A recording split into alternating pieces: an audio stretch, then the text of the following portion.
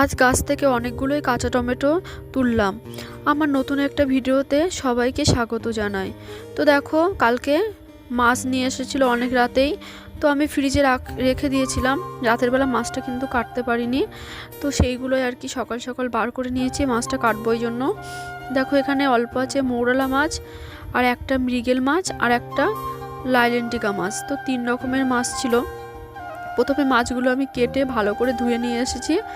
আর দেখো, আমাদের গাছে অনেকগুলোই কাঁচা টমেটো হয়েছে, তো মৌরলা মাছ দিয়ে কাঁচা টমেটো চচ্চড়ি হবে, ওই জন্য গাছ থেকে টমেটোগুলো তুলে নিয়েছি। আর টক টক ঝাল ঝাল তরকারি খেতে খুবই ভালো লাগে। তো দেখো, এইদিকে আমি লাল শাক ভাজা করছি, আর মৌরলা মাছটা লবণ হলুদ দিয়ে ভালো করে মাখিয়ে নেব, নিয়ে ভেজে টমেটো দিয়ে চচ্চড়ি করব। তো দেখো, আমার এই যে টমেটো চচ্চড়িটা হয়ে গেছে। আর এখানে এই যে মাছটা কাঁচা টমেটো আর পাকা টমেটো দিয়ে মানে ঝোল করব। তো রান্না পুরোটাই রেডি, আর দুপুরের খাওয়া দাওয়া এই যে হবে। তো আজকের ভিডিওটা এই পর্যন্তই। টাটা তোমাদের সবাইকে।